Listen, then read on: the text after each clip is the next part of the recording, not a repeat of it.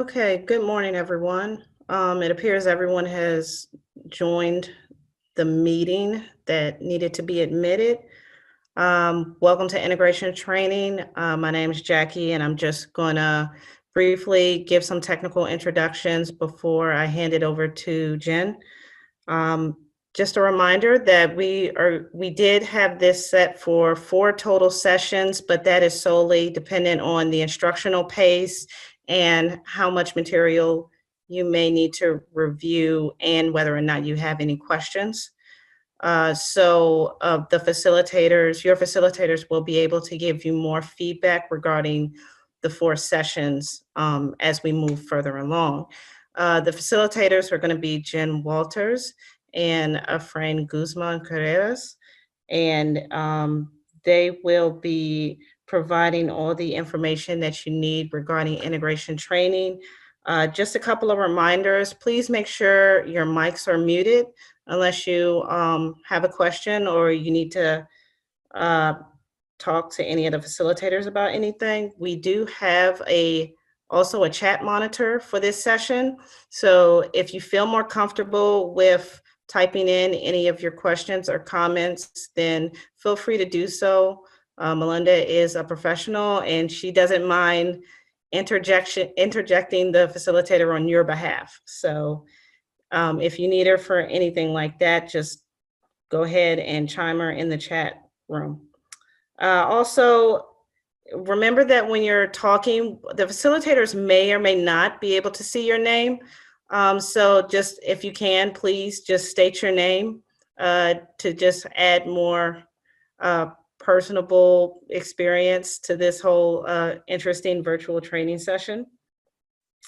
Okay, and that's all I have for the introduction. What we're going to kick it off first with Jen. Also, brief reminder. Thanks for reminding me, Jen. You were given 2 resources in the first session Outlook meeting invite. There are 2 attachments. Both can be used throughout the training as well as following go live. You have your error spreadsheet, which Jennifer will elaborate on more. And we also developed kind of a cheat sheet, an integration reference guide that you can use that provides a couple of reminders following go live. So the facilitators will elaborate more on those resources. And I'm going to now kick it off to Jen.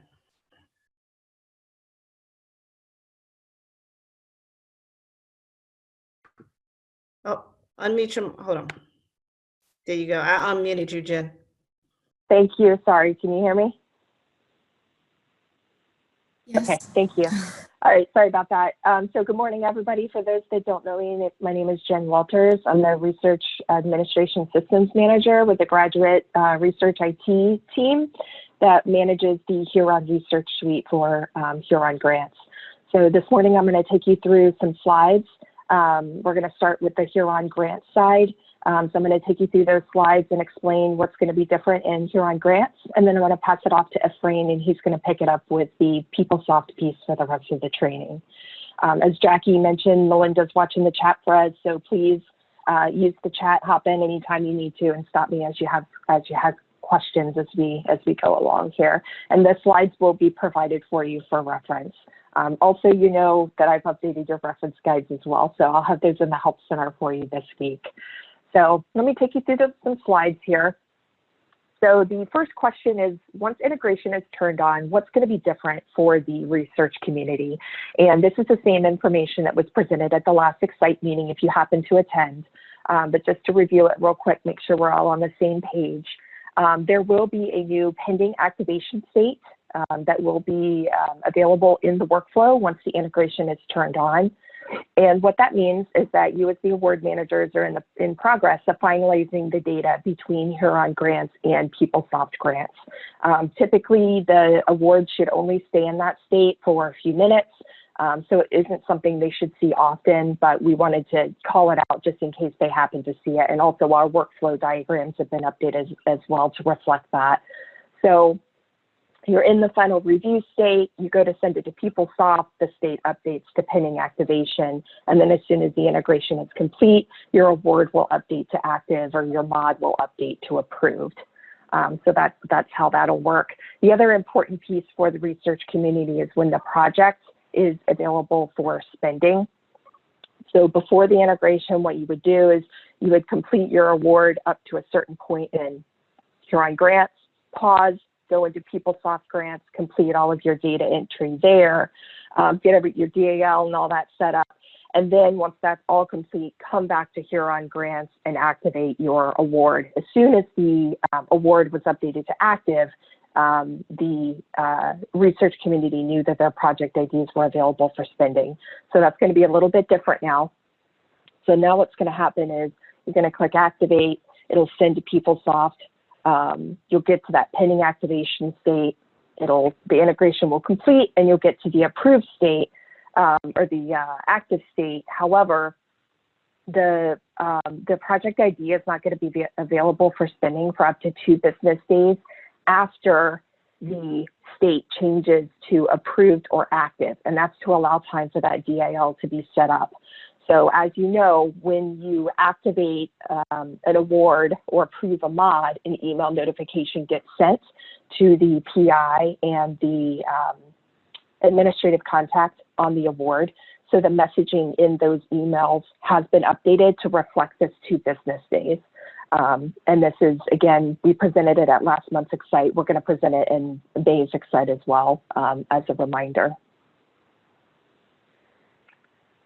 Okay, so let's talk about what will be different for award managers using Huron Grants.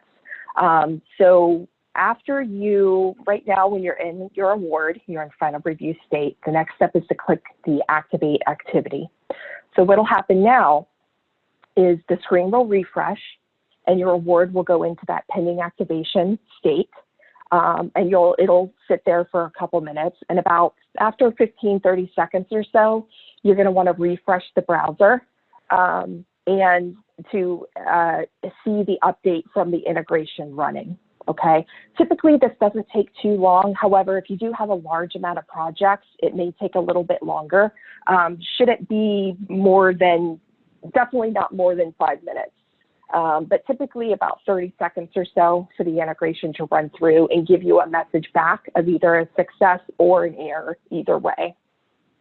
So what will happen here is if no errors occur, your award state will be updated to active or advanced account, so you'll be good to go. If an error does occur, then the error will display on the workspace, and then you'll use this error spreadsheet to help troubleshoot your error, which will help you understand what your next steps are. So let's take a look at some screenshots here.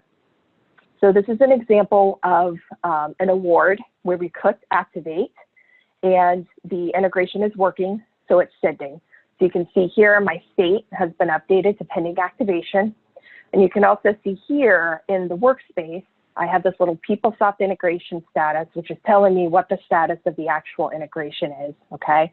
So I can see I'm awaiting my response from PeopleSoft. Yes, the award was sent, but no, it hasn't been finalized. So it's thinking.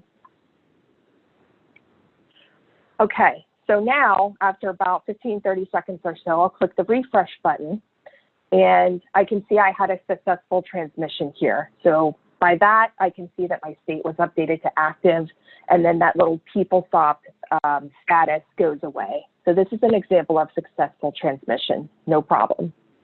Now, if I were to click refresh and I did have an error, this is what you would see. So my state would remain in pending activation. And then if I come down here to my PeopleSoft integration status, I can see my status says there's an error. It says the award was finalized, so the information has not been finalized between Huron Grants and PeopleSoft Grants, and it's telling me what my error is. So, right, some of these are a little more obvious than others, and you'll get used to these as you go through. This is an easy one. My CFDA value, the format of the number, that I accidentally entered the number incorrect. So it's telling me I need to go back and modify the format of my CFDA number. So all I would do is go back, edit my award, correct the format of my CFDA number, save it, and then I would come back here to use the activity called Resume Export to External System. By clicking this activity, you're resending it back to PeopleSoft. So the integration will run again, and if I have success now, if I've updated it correct, my state will update to active, okay? I don't see any questions in the chat so far, so I think we're doing okay. Okay, so let's talk a little bit more about these error messages. We've mentioned the errors reference guide that you can use, and I've got a screenshot here. So when errors are returned from PeopleSoft, you can see, as you saw in the screenshots, they're displayed on the workspace in Huron Grants. A couple nice things about this is that when errors are returned, they're returned all at the same time. So if you have multiple errors, they should display all on the screen together rather than piecemealing. And also, if you have an error on a specific project, the error will give you the project ID. So you'll know exactly which project to go to make the update. So when you get one of these error messages, the idea is that you would use the error messages reference guide, and we'll go over this in a little bit more detail after the slides. But just to use this screenshot here as a reference, you would go into the reference guide, search for your error, search for a keyword of your error. Column A gives you an example of what the error message would look like on the screen, right? Column B helps translate it to business terms. And then column C, D, E, and F has some additional information about what level of error may have occurred. This may or may not be helpful for you. Keep in mind that the GRIT and FSS teams are also using these spreadsheets to help troubleshoot. So this might be a little bit more granular, more detail for our teams. But definitely column G here is called next steps. So this is going to help tell you what you need to do next, depending on the error that you receive. It could be something as simple as you saw in my example with the CFDA number, I needed to correct the format of the number. So I go back into my smart form, make the edit, save, and resume the export. In other cases, it may be a little more complex, and you may need to reach out to GRIT and or FSS to help you resolve the issue. Maybe we need to administratively approve something, etc. The next steps column tells you which team you need to contact to help get you through the next steps. So I'm going to bring up the error spreadsheet after the slide deck here, but any questions on this so far? I don't see anything in the chat. Okay. Felicia. Hey, yes, Felicia, go ahead. Yeah, I just have a question. If we receive an error message that is not listed in the Excel sheet, do we contact for that? I know there shouldn't be, but in the event that there is one, do we contact you guys? Yep, that's a good question. I actually was just going to mention that. This reference spreadsheet should be, it's going to be a work in progress, right? We've captured as many as we can, but we know it's also going to be a living document, even after we take upgrades and do patches and things. So this will be a living document that we can add or modify information, maybe if we need to clarify next steps on a particular error or something. Yeah, so go ahead and reach out to GRIT. That's fine. Reach out to GRIT as the first step, and then we can touch base with FSS to figure out what it is we need to do. Anything else on that? Okay. All right, so let's talk about some important points for new awards. So existing award data in grants is only going to be updated when an award mod in Huron Grants is approved. So this should actually be Huron Grants, not PeopleSoft Grants.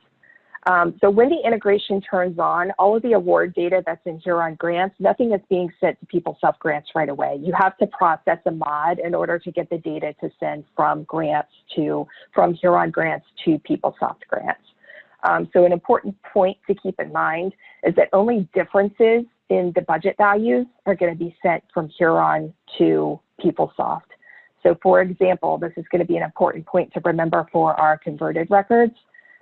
If a budget value was incorrectly entered in PeopleSoft since go live, the systems will be out of sync. So if a number was accidentally entered incorrect in PeopleSoft, today it's not going to match between Huron and PeopleSoft. And in Huron, if you go in and update a number, it's going to send the difference of the numbers. So that may get a little bit sticky if that's the case. So that's an important point to remember. Only differences in budget values are sent from Huron to PeopleSoft. A couple other generic notes here, and these are all included in your reference guides if you use them. The CFDA number in Huron should only be one number. If you need to add multiple, you can do that manually in PeopleSoft. And then a note here at the bottom about pre-award spending. The way pre-award spending is set up in PeopleSoft, or the way it needs to be set up in Huron for PeopleSoft to accept it, is that you will need to have the pre-award spending permitted terms and conditions checked, and you have to have one of your projects set up as an advance account, and then PeopleSoft will accept it. If you forgot maybe to check the term and condition, for example, you would receive an error on the message when you try to send it to PeopleSoft. And then your error spreadsheet will tell you, go back and double check, either double check the term and condition or double check the authorization on that particular project. Okay, a couple other points here. A Huron validation has been added that will prevent an award from being activated or a mod from being approved if any of your budget allocations are not associated with a financial account. So that's a new validation that we added within Huron itself. That was not something that you could go back and update as update through a modification later. That association needed to be made up front. So we've added a validation in Huron to help remind you of that. And then these last two bullet points here should be existing business process, but we added them just as a reminder. For cost share financial accounts, you should be entering 0 for the direct and indirect amounts. And then the business, you'll have your business process defined about how you're going to enter your category amounts. And then for the advanced account budget allocations, the business process is to enter the indirect rate at 0.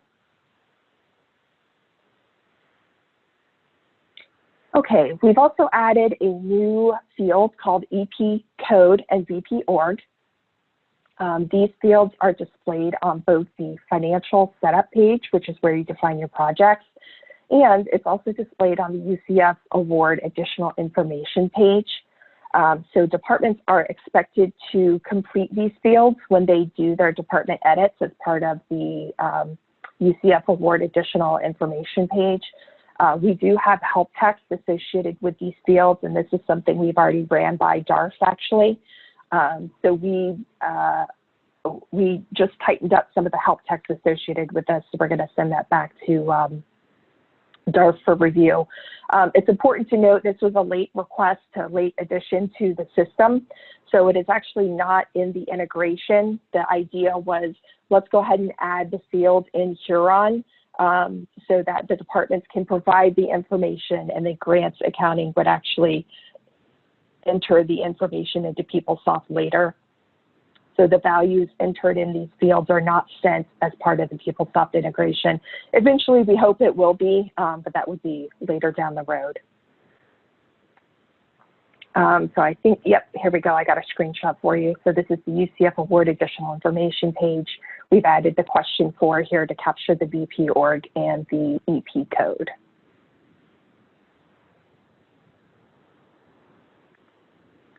Okay, couple points on award mods real quick.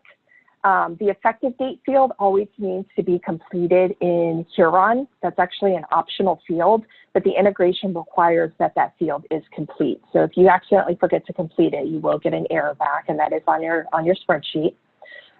Also, the description of changes field on your award mod page always needs to be completed as well. Let me go back real quick. We have a question on the EP code. The question is from Shrila, do departments enter both fields, EP and VP org? And yes, they do. They'll select both options. Yep. Any other questions about EP code or VP org? Okay. Okay, so going back to award mods real quick. So the effective date and the description of changes fields always need to be completed. The third bullet point here is something that exists today, but again, we wanted to provide a reminder to help clarify. Huron Grants does not currently allow PIs to be changed at the project level like PeopleSoft Grants does. So through an award mod, you can change the PI at the award level, but not at the project level. So if you need to complete, if you need to change the PI at the project level, the business process is to open a grit ticket, and we can request that Huron make that change on our behalf. That is something that we hope will be, that functionality will be available in one of the upgrades that we're looking to take in the future here. So hopefully that'll get easier. Okay, a couple more points on award mods. So on the budget reconciliation page, there was a patient care line. That line has actually been removed from the screen. So you will not see it for any new budget allocations created. However, if you are working on an award where the patient care line existed when the award was initially created, you'll still see the line. It's just going to be important to note that if you have this line, it'll need to be zeroed out, and you'll need to select the associated term and condition, which is the expenditure no patient care allowed. And I believe Efrain has some additional information on this too when we get to when he gets to his PeopleSoft slides. And same thing with the start dates here. So this is information specific to the start dates. So on award start dates can be moved back in time. However, award start dates cannot be moved forward in time after the budget allocation start dates, right? So that's a matter of your award and your project level start dates overlapping. So Huron will throw an error if you try to do that, if your start dates are not matching up to your project dates.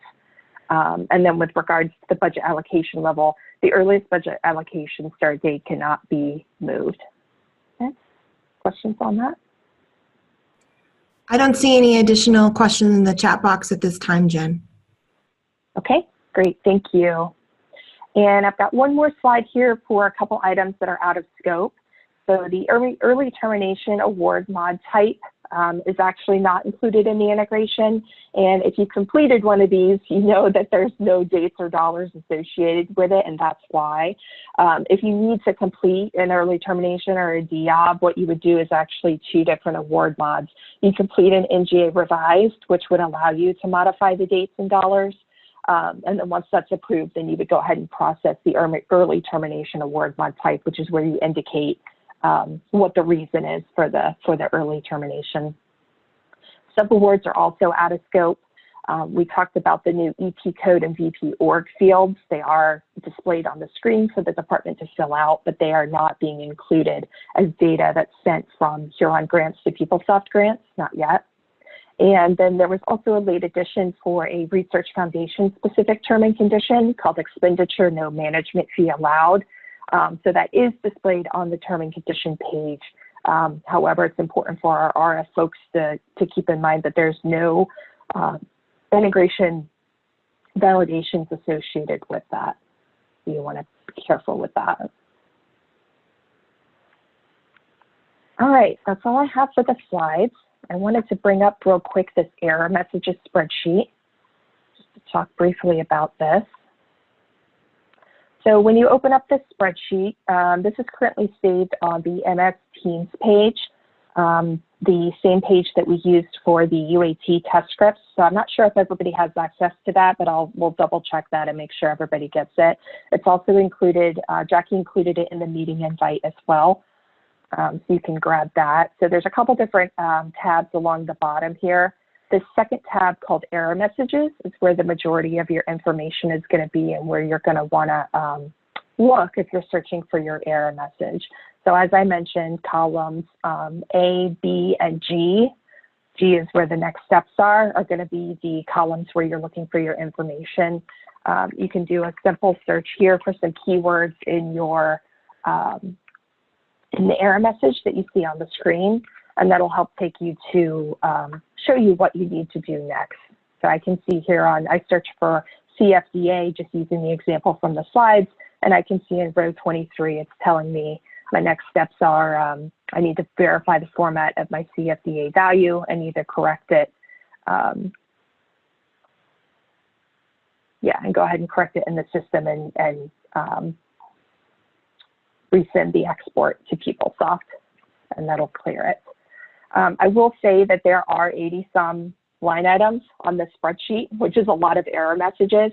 But keep in mind, you typically won't see the majority of these, and that's because the error messages were either delivered as part of the software, or they are error messages that will not occur with our current configuration and really are meant to be there when we think forward through taking upgrades and stuff as Huron enhances the functionality at the project and budget levels. When we take those upgrades and we need to do additional testing, that's really where a lot of these error messages will keep in mind. So as far as you working on your awards and stuff, you guys are familiar enough with the system now. You should not be hitting many of these errors at all. But if you do, the reference guide is your first stop, and then use your next steps to help guide you through what you need to do next. And if you need assistance, of course, reach out. We're always here. So I do not see any additional questions in the chat. And this concludes my portion of the presentation. Does anybody have any questions or anything for me? All right. I will stop my share and I will pass it off to Efrain. Thank you, guys. All right. And hopefully you are seeing my PowerPoint. If not, please let me know. All right. So today's morning intervention from my part has to do with the system integration and what to expect mostly in UCF financials, meaning all the hard work of setting up your awards and your proposals is going to be done now fully in HRS. And as our overview says, part of what we expect to have with this integration is the elimination of the double entry of data between both systems. So you will enter all the data for your new awards and proposals in HRS, and then you'll have that data integrated and automated into our UCF financials. Now, the way that we have established this or organized this conversation to be is to pretty much give you an idea of what to expect that integration will do for you. And the way I have break it apart is basically in two. So we're going to discuss today what to expect the integration will provide for you on new award creation. Meaning when new awards are created, what are you to expect in UCF financials?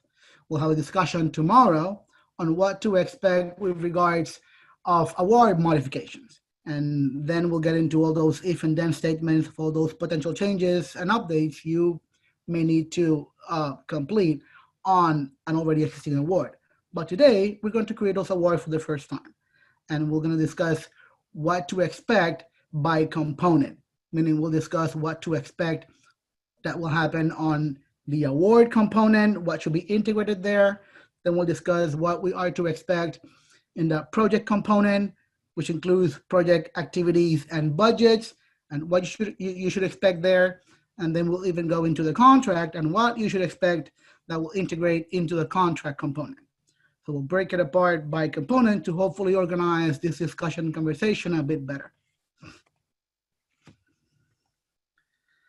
So moving forward,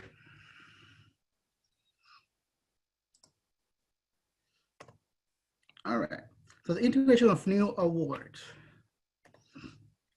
So into the award, the objects you can now expect that will be automatically integrated into UCF financials are your reference award number, your FAIN, your federal award identification number, the award purpose, the post-award administrator, and the award type. If you remember, today you have to type those values in those fields yourself manually. So you can expect after integration for those components, your reference award number, your federal award identification number, the post-award administrator, the award purpose, and the award type to be fully integrated into your awards upon HRS UCF Financial's integration go live.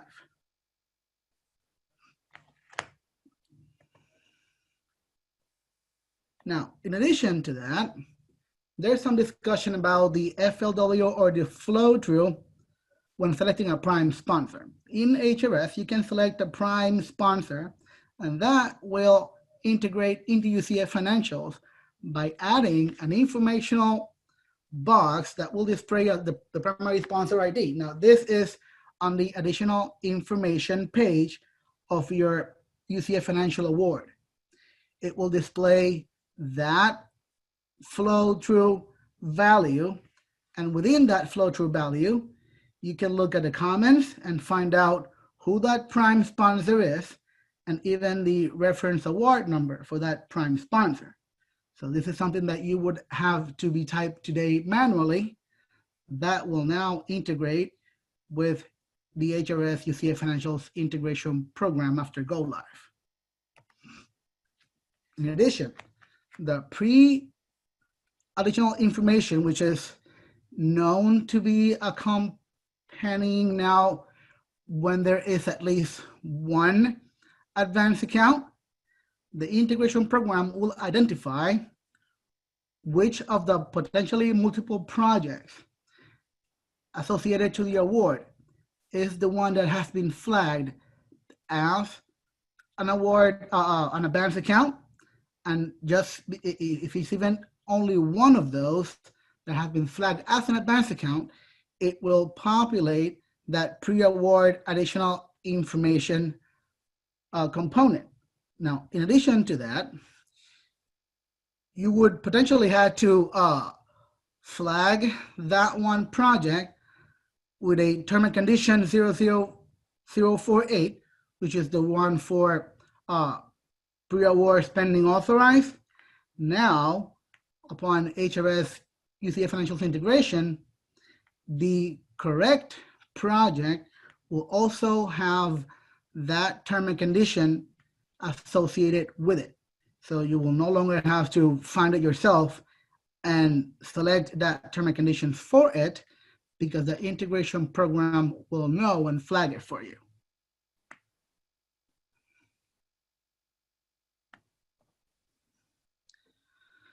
Efren, there's no questions or comments in the chat at this time. Great, thank you. Digital components, CFDA. Now, CFDA numbers will also integrate for you automatically. Now, notice that you will only have one CFDA number upon integration. Term and conditions. Now, all of the term and conditions that you select on your award, since they are at an award level in HRS, they will apply to all of the projects associated to that award. The only exception being the advanced account authorized term and condition, which will be applied only to the correct advanced account project as selected in HRS. Now, there is also the 00057, which is a special term and condition. This one will allow you to type in a specific one sponsor guideline or specific sponsor requirement that is not within any other available for selection term and condition. And you will be able to type in a description for that special term and condition. That will integrate into PeopleSoft as 00057, which is the same for the other term and condition. And wherever you type on that description in HRS will integrate as the explanation on the term and condition selected or integrated into PeopleSoft, into UCF Financials. Now, what is important to note is that you only have room for one special term and conditions by award. So you can, if you have to explain multiple things, do it within one term and condition of special characters in HRS, because you won't be able to select multiple of those and have multiple others in PeopleSoft.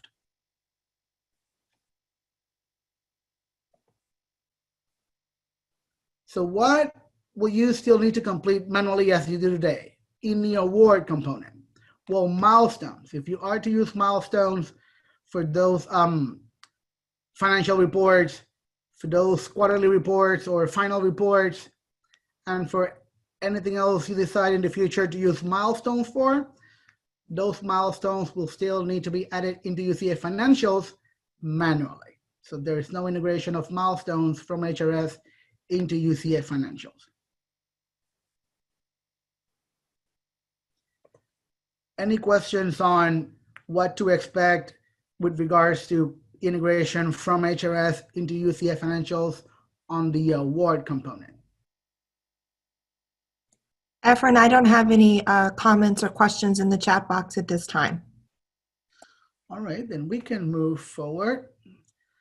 Unless you guys think a break, which we can take a break so that we can move into additional components after a 10-minute break. You guys up for a break?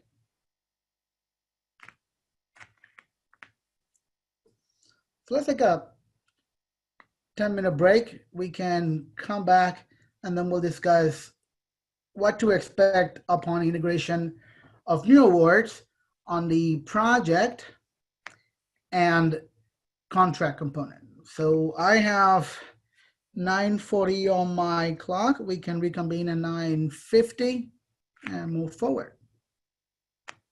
Efren, I have one question that just came in. On the last slide, what does 00057 mean?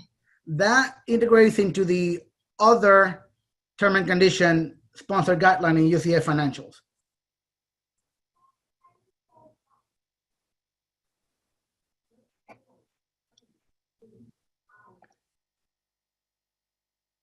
Good? That I don't have a follow-up question. So All right. yes, I think we can begin our break at this time. Excellent. So we'll be back in 10 minutes and move forward. Thank you.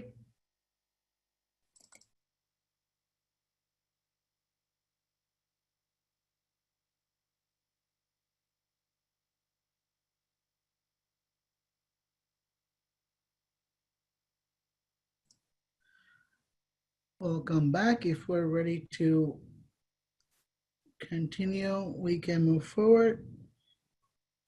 So organizing team, let me know whenever we can begin anew. You can begin whenever you're ready, Efrain. Begin sharing again.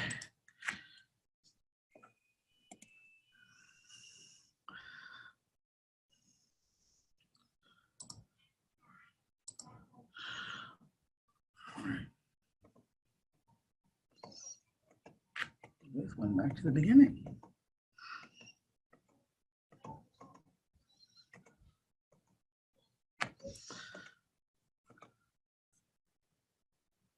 All right.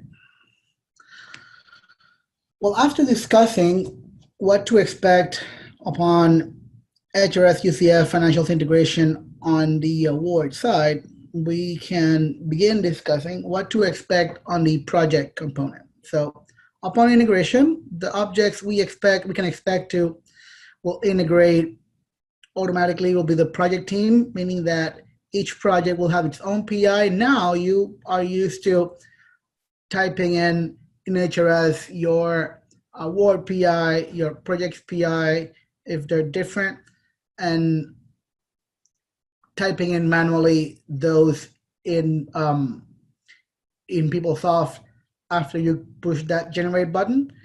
And since you cannot specify under proposal in PeopleSoft and UCF financials, if there are project PIs that are different from your award PI, well, you don't have to worry about that anymore, because now HRS, since you can specify a potentially different PI on each project separate than the award PI, that will integrate seamlessly into your project PI.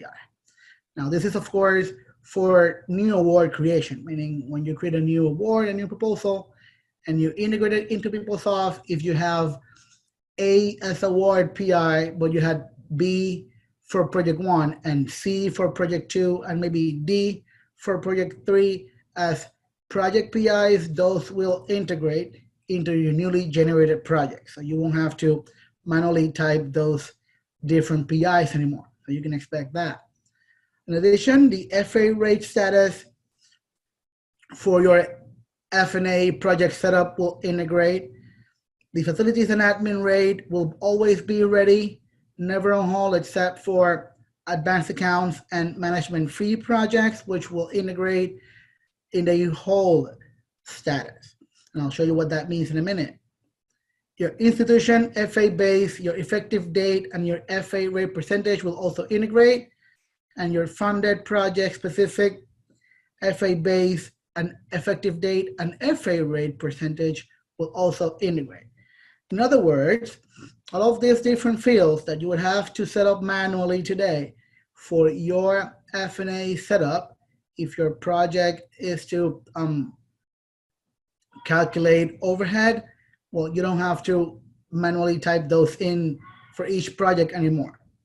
Your FA rate status, as is shown in the screenshot, will always be ready, never on hold, like I said, except for management fee projects and advanced accounts, meaning for advanced accounts, this will be on hold not to calculate overhead on advanced accounts until that hold is released. Now, your facility and admin rate will also integrate automatically. Your FA base, your effective date, and your rate percentage for your institution, as is highlighted on the screenshot, will integrate seamlessly, as well as your specific project FA base as funded, and effective date and FA rate percentage will also integrate automatically. Now, moving down to the budget, what are we to expect with regards of budget integration for new award creation? Well, your budget will be finalized. Now, a few details to discuss in here is that patient care budget item rows will integrate if their dollar amount is other than zero. Now, your zero budget items, if you use patient care in new awards, you'll have to flag the expenditures no patient care allowed term and condition, and that's part of what's been what was mentioned in your HRS training a few minutes ago. But if you enter an amount, I mean that is if it's to be zero.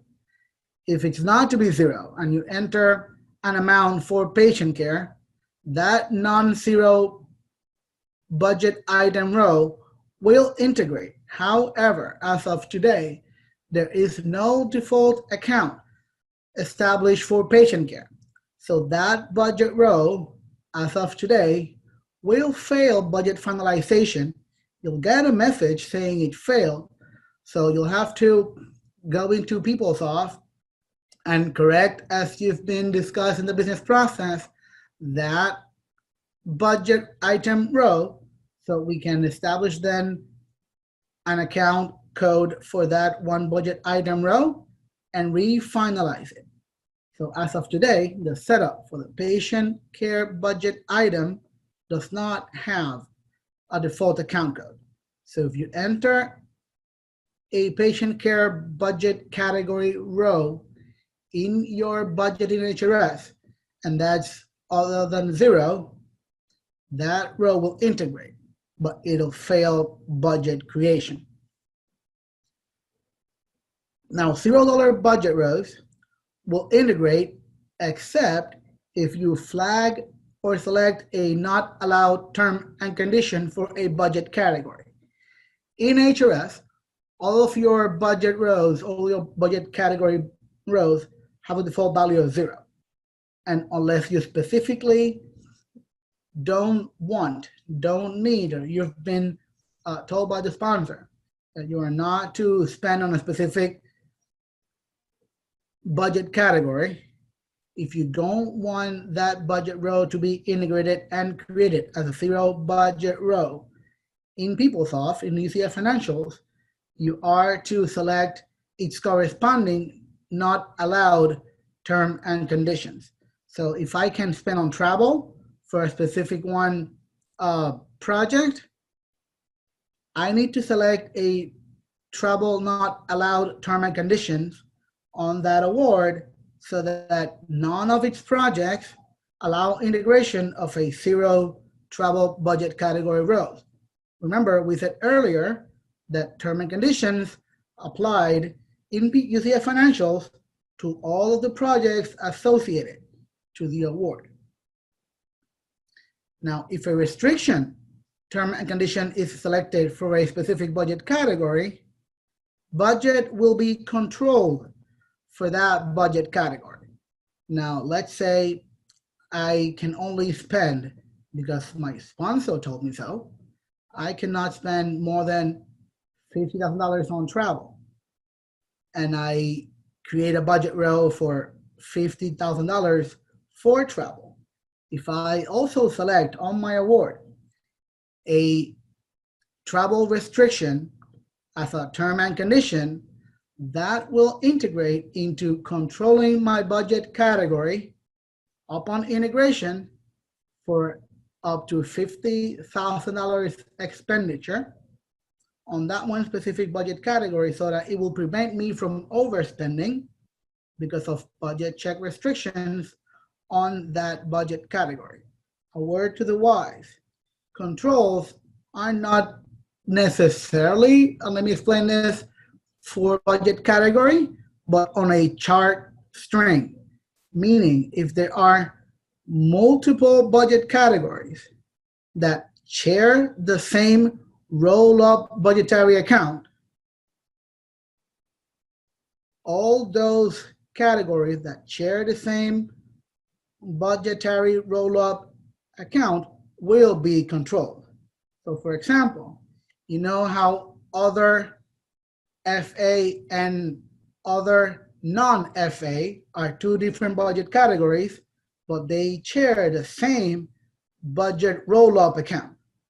So if I set to control on my budget with on my other with overhead up to, let's say, $10,000, and I also add in a budget category row with budget with no FA, since they share the same budget roll-up account, technically they will be both controlled. Efren, we had a question in the chat box. If the control needs to be corrected, should this be resent from HRS to PeopleSoft? Well, we'll talk about mods tomorrow, but in this respect, if we create a control upon award creation and the control needs to be lifted, there is a business process to do that, but the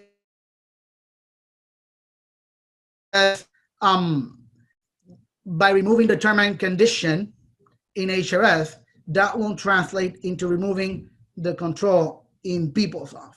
And we'll get into the detail of that tomorrow when we discuss award modifications in more detail.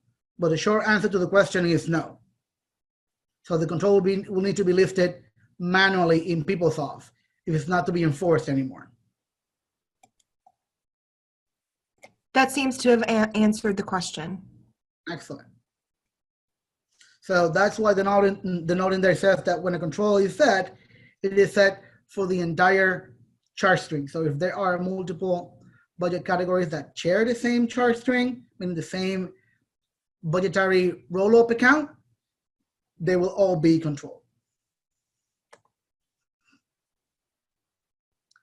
Addition notes for finalized budget.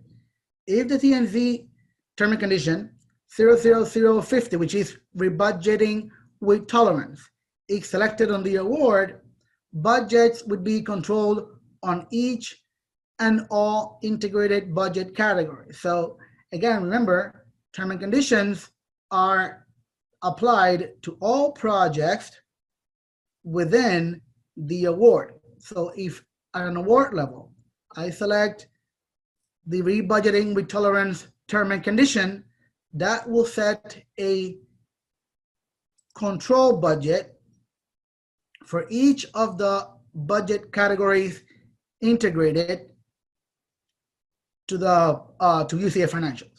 Now, if a term and condition 00051, which is rebudgeting with prior approval, is selected on the award, budget will be controlled on each and all budget categories.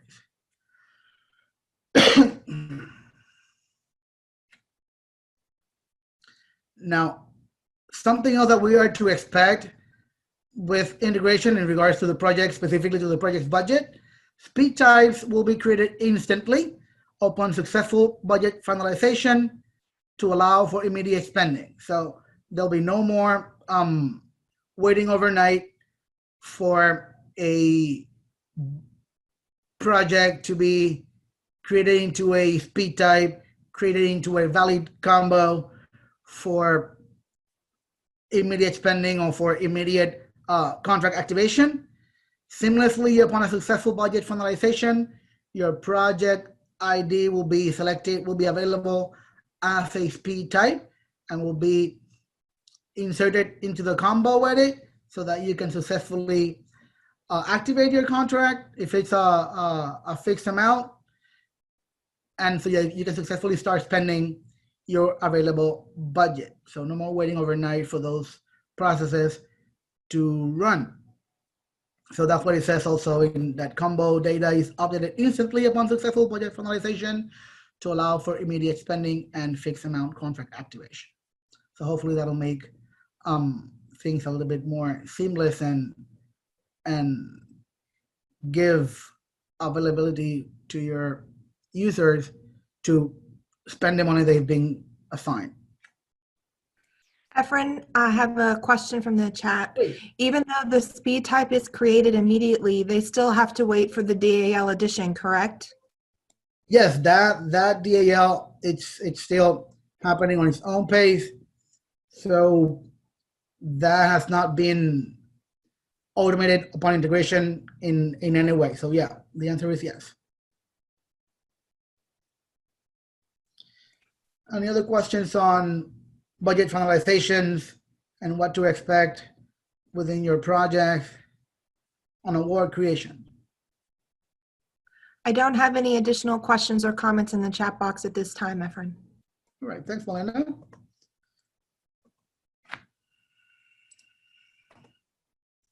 All right, so this is just a screenshot trying to point out, based on what you are in knowledge today, of what are those controls being set. Now you remember that when you look at your budgets in the project budget page, you have your commitment control details tab as shown here, and you have your different budget item categories according to whatever you have integrated or sent from HRS.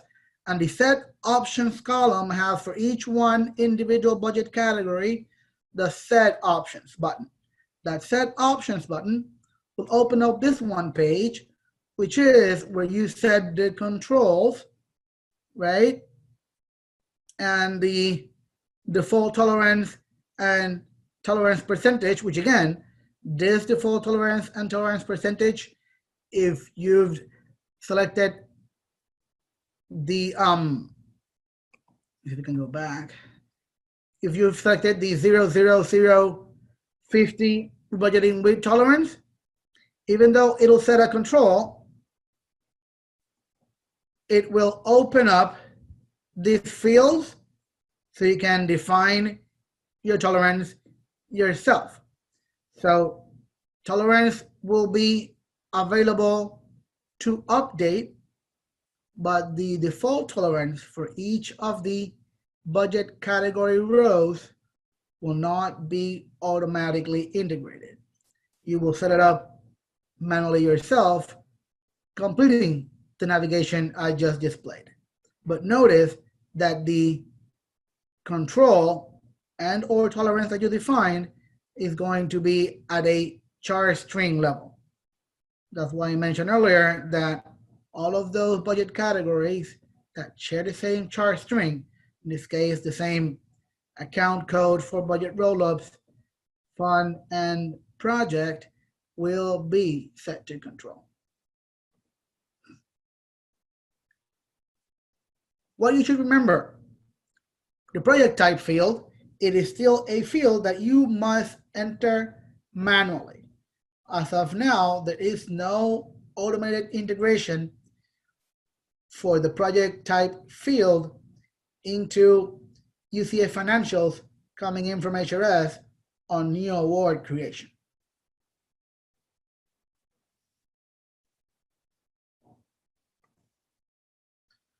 Questions on that? Efren, there are no additional comment. Oh, sorry, there's one that just came in. Currently on the project budget, we manually enter the cents in PeopleSoft since HRS rounds to the nearest whole dollar. Will this still be the case? The budgets that will come from HRS will be rounded as they are in HRS. So the numbers that will come and integrate into your UCF financials budget will be exactly as they are in your HRS budget pages. So will they still need to manually enter the cents in PeopleSoft? If they need to round by those cents, then the answer is yes, because HRS will send exactly the same numbers on their tables, and that's what will populate in PeopleSoft. And they will finalize. So you will need to, if you need to enter those cents, since those rows will be finalized by the time you go into PeopleSoft, you'll need to insert new budget rows to reconcile that.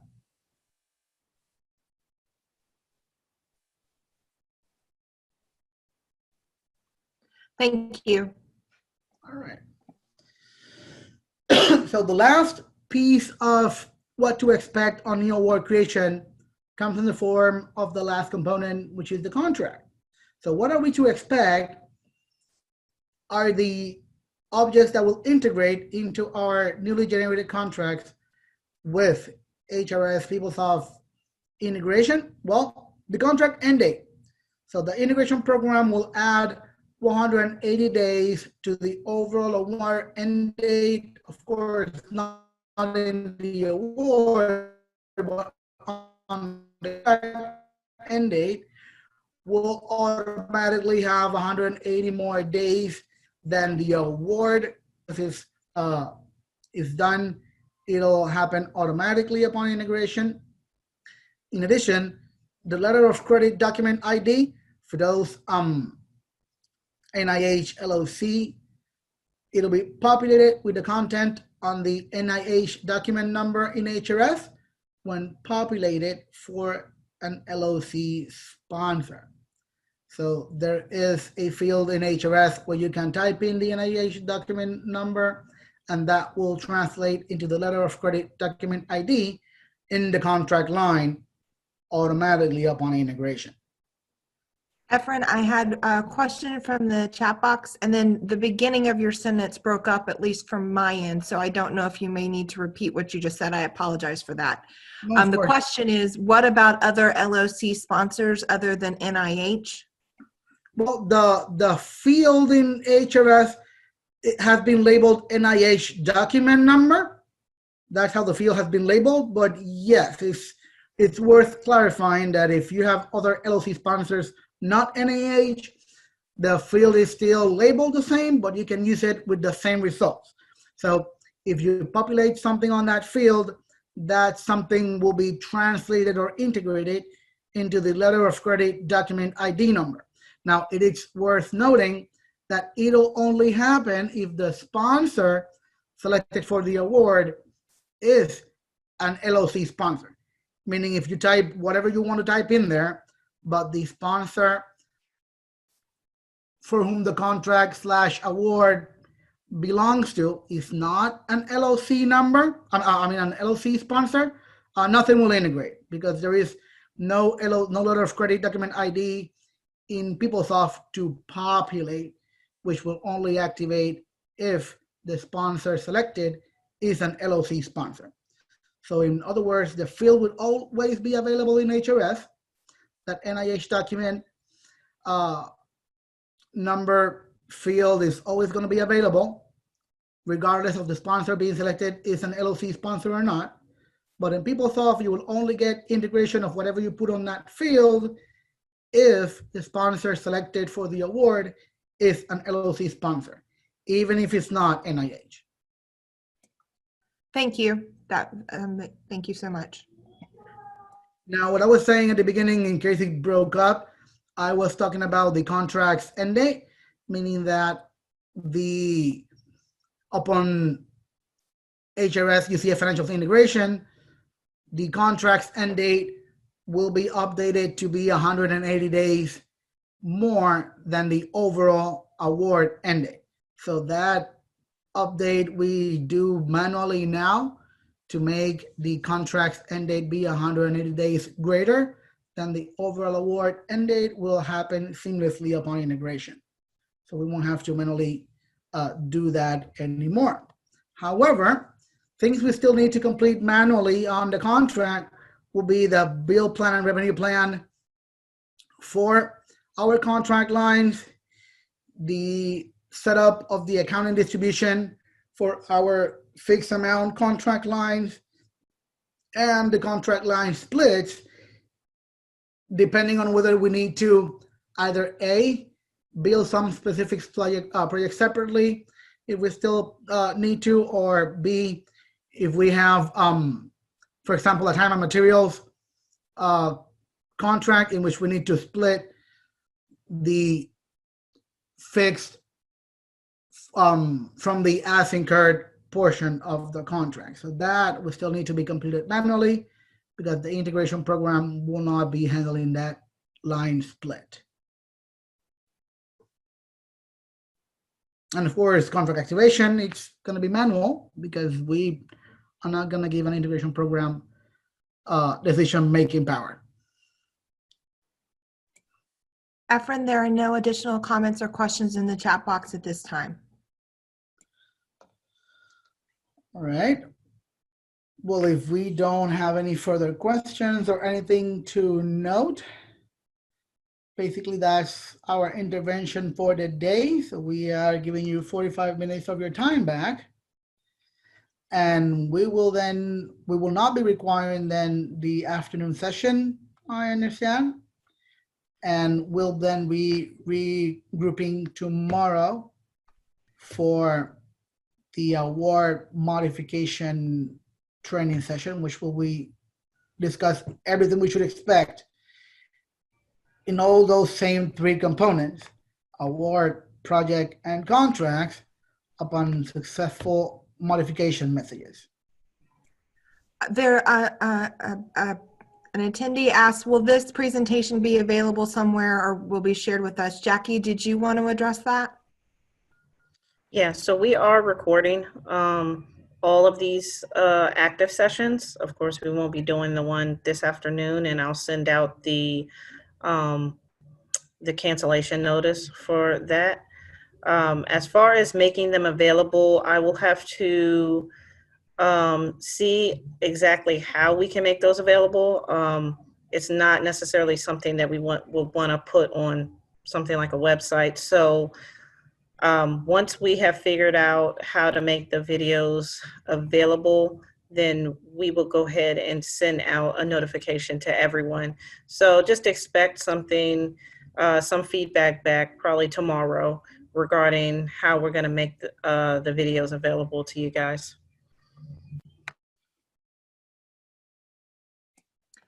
Thank you, Jackie. There, someone was asking about getting the slide presentation.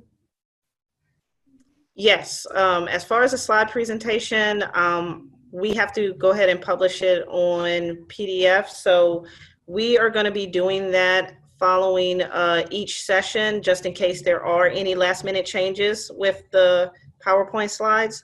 But once we have the final PDFs from the facilitators, then we're going to provide y'all with those as well. So y'all will probably get some type of notification today regarding all of these presentations that we went over for this first session. All right, any other logistical questions? No, just an expression there, everyone saying thank you for the presentation. All right, awesome. Thanks, everybody. Continue to take breaks during your remote work, and we'll see everyone back for session 3 tomorrow morning. Bye, everyone.